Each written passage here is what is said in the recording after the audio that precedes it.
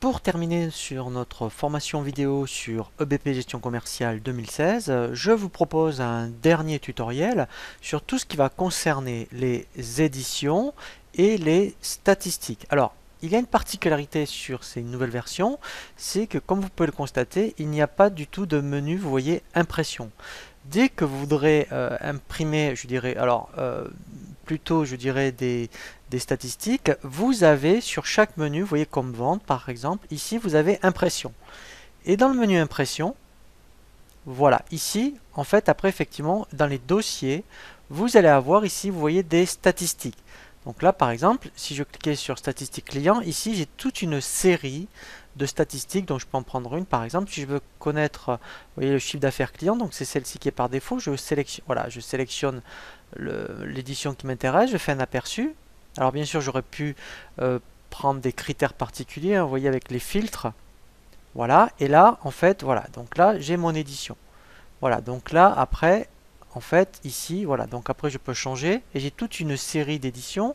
Donc, je l'ai au niveau des ventes, je l'ai aussi au niveau donc des articles. Là, pareil, au niveau impression,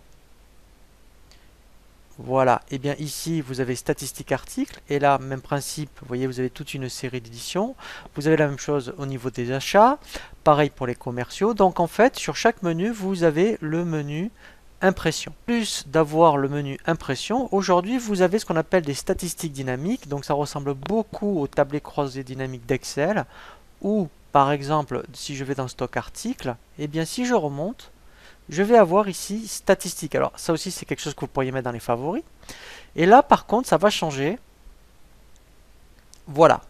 Ici, donc là ce sont toutes les statistiques qui sont programmées par défaut. Donc je peux en prendre une.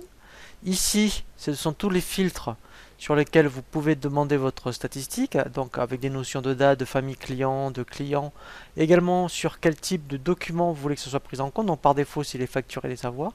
Et là après je peux donc lui demander de me l'afficher sous forme de tableau. Si je fais afficher les données, voilà, ici, en fait, automatiquement, eh bien, j'ai mes statistiques. Et ce qui est intéressant, c'est que je peux ici, en fait, on peut rajouter des colonnes.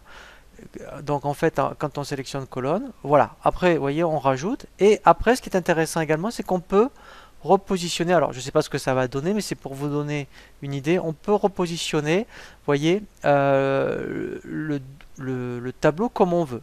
Et à partir de là, vous pouvez enregistrer, parce qu'en fait, ce que vous avez fait là, c'est ce qu'on appelle une vue. On fait enregistrer sous. Ici, donc là, je vais l'appeler démo. Voilà. Voilà, donc là, ça serait le type de tableau. Voilà, donc moi j'appelle démo. Voilà.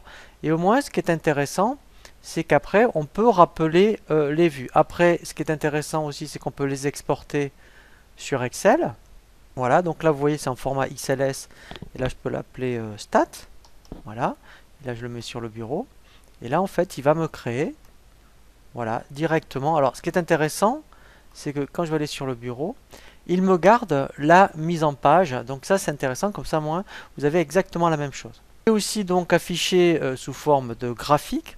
Et là, pareil, eh bien, vous avez toute une série, je dirais, de possibilités de graphiques. Donc ça, c'est vraiment très très intéressant, puisqu'après, on peut rajouter aussi des statistiques. Donc ça, c'est, on a celle de BP, mais on peut en rajouter. Ensuite, vous avez ce qu'on appelle le tableau de bord.